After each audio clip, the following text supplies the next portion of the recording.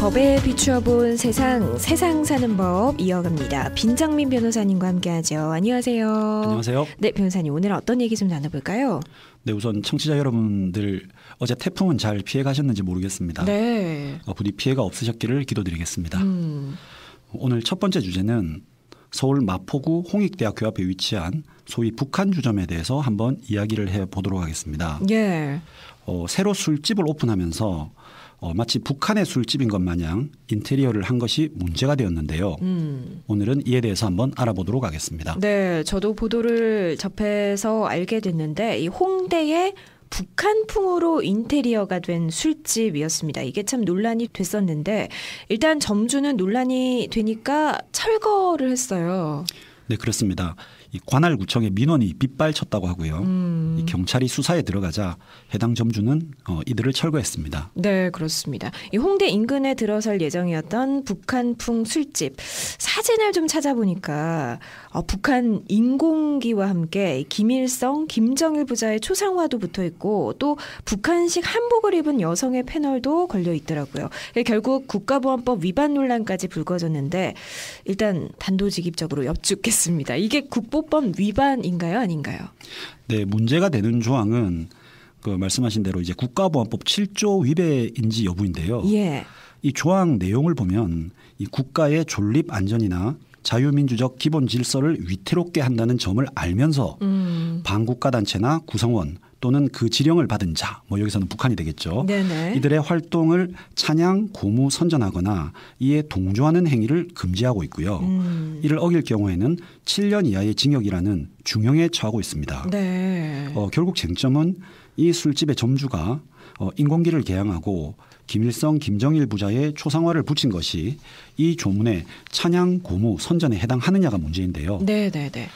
사실 지금까지 이렇게 단순 광고 목적으로 이들 사진들을 게시했다고 해서 처벌된 사례는 사실 없습니다. 왜냐하면 조문에서도 나오다시피 해당 점주가 이런 광고를 하면서 이게 국가의 존립 안전이나 자유민주적 기본 질서를 위태롭게 한다 이런 생각을 했을까요? 그러니까요. 상식적으로 봤을 때는 아마 아닐 겁니다. 네네. 장사를 잘하기 위해서였던 거겠죠. 네. 그리고 북한을 찬양 선전하려는 의도가 아니라 단순한 광고임이 명백하기 때문에 국가보안법 위반에는 해당되지 않을 확률이 큽니다. 그렇군요. 그리고 여기서 인공기나 김일성, 김정일 초상화가 패러디나 변형이 없는 사진이더라고요. 이건 문제가 없을까요? 네, 이것도 별 문제가 없어 보입니다. 대법원 판례에 따르면 이 북한 인공기라든가 김일성, 김정일의 사진은 소위 처벌 대상인 이적 표현물에는 해당되지 않습니다. 네. 그래서 지난 2011년에 인공기와 김일성 부자의 사진을 집에 보관하다가 적발된 40대 남성이 일부 무죄를 선고받기도 했습니다. 아, 그랬군요. 지난해에는요, 이 김정은 위원장의 서울 방문을 환영하고자 만들어진 단체가 있었는데, 이들 단체의 기자회견 중에 김정은 위원장의 열렬한 팬이다, 나는 공산당이 좋다, 이런 발언까지 하기도 했는데, 이 보수 단체들이 국보법 위반 혐의로 고발을 하기도 했습니다. 이렇게 나는 공산당이 좋아요, 이런 발언들. 이건 국가보안법 위반인가요? 네, 구체적인 사실관계라든지 또 그 발언의 동기가 어떤가에 따라서 달리 판단이 될 수 있는 부분인데요. 예.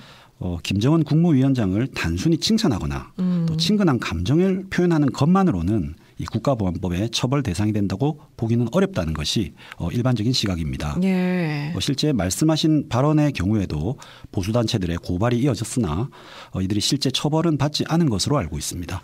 그렇군요. 북한에 대한 찬양, 고무, 선전 이게 국가의 안전을 위태롭게 할 목적이 있느냐 이게 쟁점인 건데 근데 이 목적을 판단하기가 이적 표현에 대한 기준이 좀 애매하고 모호한 것 같거든요. 그러니까 어디까지가 국보법 위반이라고 봐야 될까요?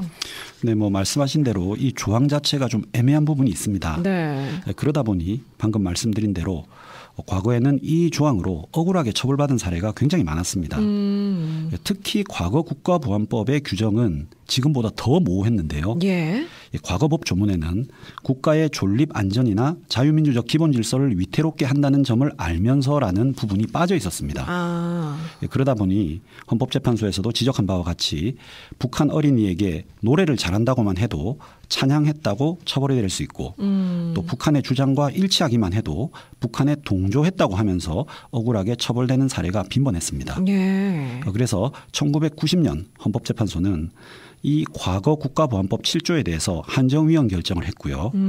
이에 따라서 국가 존립 안전이나 자유민주적 기본 질서를 위태롭게 한다는 점을 알면서 북한을 찬양 고무 선전한 경우에 처벌한다. 이런 취지로 개정된 것이 현행 국가보안법 7조입니다. 예. 그래서 현재 이 조항으로 처벌을 받기 위해서는 국가 기능을 마비시키거나 자유민주주의 국가 체제를 전복하려는 내용이나 의도를 가진 경우에만 네. 처벌이 되는 것으로 보고 있습니다. 그렇군요. 그러면 구체적으로요. 이 국가보안법 찬양 고무죄 처벌받은 판례가 있습니까? 네, 앞서 말씀드린 바와 같이 이 91년에 해당 조항이 개정되고 나서부터는 과거에 비해 처벌받는 사례는 많이 줄었습니다. 예. 하지만 2012년인데요. 김정일 전 위원장의 생일을 축하하는 편지를 보낸 사람이 국가보안법 위반으로 유죄 처벌을 받은 사례가 있고요. 또 2011년에는 수십 건의 이적 표현물을 온라인에 올린 혐의로 재판을 받다가 네네. 법정에서 조선민주주의 인민공화국 만세라고 외친 사람이 이 조항으로 처벌을 받은 사례가 있습니다. 결국 이 정도는 되어야 처벌이 가능하다 하겠습니다. 이건 굉장히 명백해 보입니다. 예. 자, 그리고 하나만 더 살펴보죠. 어떤 이슈인가요? 네, 지난주 부산에서 있었던 판결을 하나 볼까 하는데요. 네. 지난 2월 19일입니다. 이 부산의 한 모텔에서 있었던 일인데요. 예. 이 모텔에서 불륜 관계를 맺고 나오는 남녀를 남편이 직접 목격했습니다.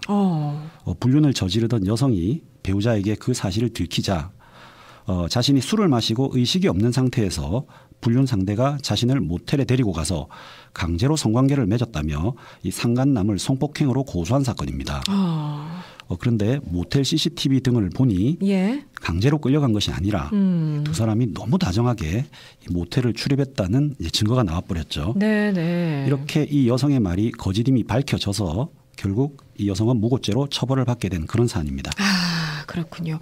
그러니까 CCTV 같은 여러 정황을 살펴봤을 때 상대방 남자는 그래서 무혐의 처벌이 내려졌고 검찰이 이 여성을 무고죄로 기소했습니다. 그러니까 무고죄 같은 경우는 사실 실제로 성립되는 경우는 좀 드문 것으로 알고 있는데 무고죄는 어떤 경우에 적용되고 성립되나요? 네, 우선 이제 기본이 되는 무고죄의 형법 조문을 보면요. 네. 타인에게 형사처벌 등을 받게 할 목적으로 허위 사실을 신고한 경우에 적용이 됩니다. 네. 그런데 이것도 형법 조항이다 보니 이 고의가 있어야 되는데요. 즉 고소할 당시에 그 사람은 자기가 고소하는 내용이 진실이라고 믿고 고소를 했는데 네네. 조사해 보니까 그게 아니더라. 이런 경우에는 무고죄의 고의가 없다고 보아서 무고죄로 처벌받지는 않습니다. 네네. 그런데 이 사건처럼 아예 처음부터 이게 허위 사실임을 알면서 다른 사람을 처벌받게 함과 아울러 네. 자신의 위기를 모면하기 위해서 거짓으로 형사 고소를 하는 경우에는 통상 무고의 고의가 인정되기 때문에 이 처벌이 됩니다. 네네. 그러니까 자신의 위기를 모면하기 위해서 이렇게 허위로 고소를 하는 경우. 근데 이 여성은 내가 고의는 없었다 이렇게 주장했을 텐데 이게 안 받아들여진 거죠? 네. 알려진 바에 따르면 재판 과정에서 이 여성과 이 변호인은 무고의 의도가 없었다라고 주장을 했다고 합니다. 예. 악의적으로 허위 신고를 한 것이 아니라 만취해서 성관계 당시가 기억이 나지 않는다. 그래서 상간남의 성폭력을 조사해보고 혐의가 인정되면 처벌해달라. 그런 취지로 주장을 했다고 합니다. 예. 결국 무고의 고의가 없었다는 주장인데요. 그러면서 불륜을 저지를 당시 자신은 만취해 있었다고 주장을 했습니다. 네네네. 하지만 재판부는 이런 주장을 인정하지 않았습니다. 피고인이 취한 정도가 심하지 않았고 또 상대방 남자를 처벌받게 할 목적으로 허위 신고를 한 것이 인정된다라고 하면서 네. 이 여성에게 무고죄가 성립된다고 판결했습니다. 그렇군요. 그러면 이 여성 어떤 처벌이 내려졌나요? 네, 초범인 점이 고려가 되었다고 하는데요. 징역 6개월에 집행유예 2년이 선고되었습니다. 그렇군요. 원래 무고죄가 성립하면 처벌 규정은 어떻게 되어 있는 거죠? 네, 형법 규정을 보면요. 이 10년 이하의 징역 또는 1,500만 원 이하의 벌금에 처하도록 규정이 되어 있습니다. 예. 뭐 방금은 징역 6개월, 집행유예 2년이죠. 어떻게 보세요? 이번 판결의 처벌이 약하다? 이렇게 볼 수 있을까요? 네, 사실 뭐 행태에 비추어 보면 네. 객관적으로 조금 약하지 않나 생각은 되는데요. 근데 지금까지 무고죄 처벌은 이것보다 더 약했습니다. 아, 그래요. 사실 우리 재판부가 전통적으로 무고죄에 대해서는 너무 처벌이 약한 것이 아니냐 이런 지적도 끊이지가 않았고요. 네. 2016년 통계를 보면 무고죄만으로 기소된 사람 중에 실형을 선고받은 사람은 전체 11%에 불과하다고 합니다. 아, 그렇군요. 이렇게 처벌이 잘 되지 않거나 또 되더라도 너무 약하다 보니 네. 뭐 지나치게 고소가 남발된다는 부작용도 일으키고 있습니다. 이에 최근에는 무고죄에 대한 처벌을 강화하려는 시도가 이어지고 있는 것으로 알고 있습니다.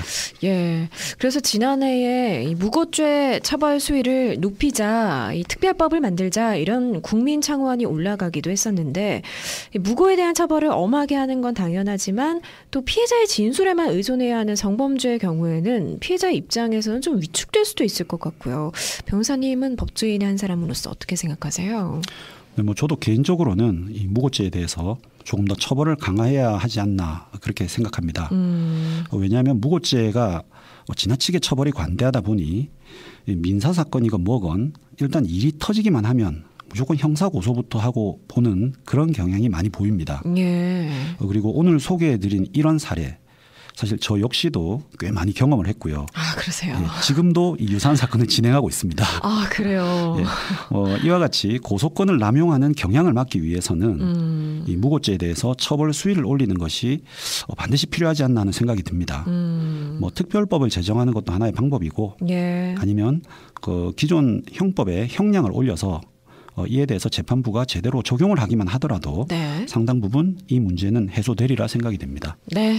맞습니다. 자, 오늘 세상 사는 법은 여기까지 듣죠. 지금까지 빈정민 변호사였습니다. 고맙습니다. 감사합니다.